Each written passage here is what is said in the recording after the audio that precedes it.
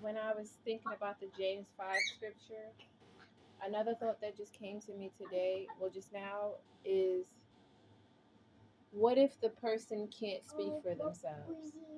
Like I was saying, what I got the interpretation from that scripture is like it, the effectual prayer of the righteous availeth much.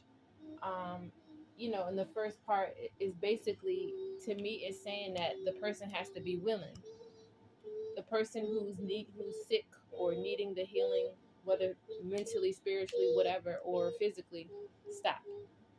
They have to be willing or wanting to seek the Lord, because no elder is going to just go out searching, oh, is anyone sick? It's like, usually if something's going on in someone else's life, they're going to go seeking for help. They're going to go to the church. They're going to go to high ends to figure out how they can be healed. So usually if a person's going through an illness or some kind of severe trauma, they are going to be the ones seeking out the pastor or the healer or whatever. So it's like, we as the priest, or whatever you want to call it, like, we as the people of God, the ministers of God, or you know the elders of the church, as it says, we're not going to seek out these people. So to me, what the scripture was saying is, if anyone among you is sick, call the elders of the church. So it's saying basically that person who is sick needs to call the elders of the church, or they need to be willing to. You get what I'm saying? They need to be a willing vessel of receiving God's healing. They need to be having a heart posture of seeking God. Like, all I'm trying to get to is, to me, the message is saying that the person has to have a desire to seek God in their sickness, in their spiritual illness. I said stop. In their sickness or spiritual illness. Meaning, like, if a person is just spiritually blind, and they're because what I saw from the scripture, it doesn't mean that the person is just physically sick. It also meant like spiritually sick. Like, say if they're just blind because they don't know the spiritual things, and they're suffering, you know trauma in their minds because they don't know the spiritual things of God.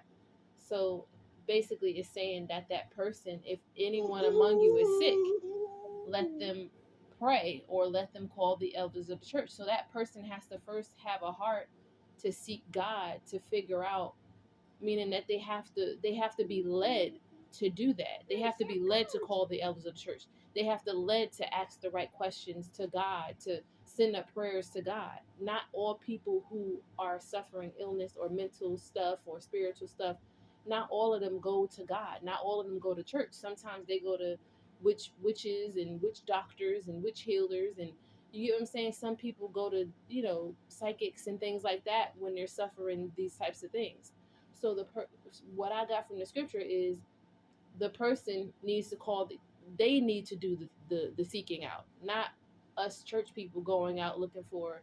And I'm not saying we can't pray for, call out people in the church like, hey, is anybody among you sick? I'm not saying we can't do that, but the person who is suffering whatever they're suffering is usually the one who comes, and in that instance we would be, we would anoint them with the oil, and offer up prayers and faith for them, and the effectual fervent prayer of the righteous availeth much. But then there's an instance, because I just saw a scripture on Dappy T Keys, there's an instance also where I just thought about it. Well, what if the person can't be willing? Because what if the person is suffering a coma, and they were, before they went into the coma, they weren't saved, but the family of that person is saying, you know what, this is my family member. I want to pray for them, that they come back to life, or that they come back to consciousness. There's many people who are on their deathbeds, and their family offers up prayers for them, and they come back healed.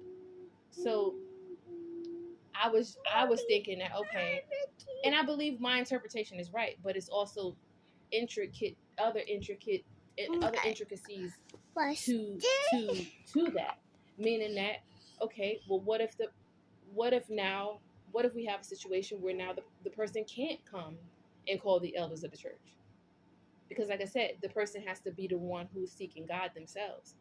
But what if the person can't seek God because they're in a coma and they're sick, or you know, they're suffering mental whatever, and they can't pray for themselves because they're out their minds, then what do we do? Well, the effectual fervent prayer of the righteous availeth much. So you caring about your family member who's going through that, you will offer up prayers now on their behalf, or just for them in general. So it's not just a cut and dry thing. It's not just one shoe fits all. It's like one size fits all. Because I was one sided on it. I mean, like I said, God gives you revelation, and then the revelation comes full circle at the end. So what I'm trying to say is God is still showing me things as I'm thinking about that scripture and meditating on it in my mind. Yesterday he showed me that the person has to be willing. But then today, because I just was listening to Deputy Keys and I saw the scripture about the woman's child was, basically on, I guess, on a deathbed or whatever, and the woman offered up prayers, and you know, the girl was healed, and it was because of her faith. It said it. I'm gonna go back to it.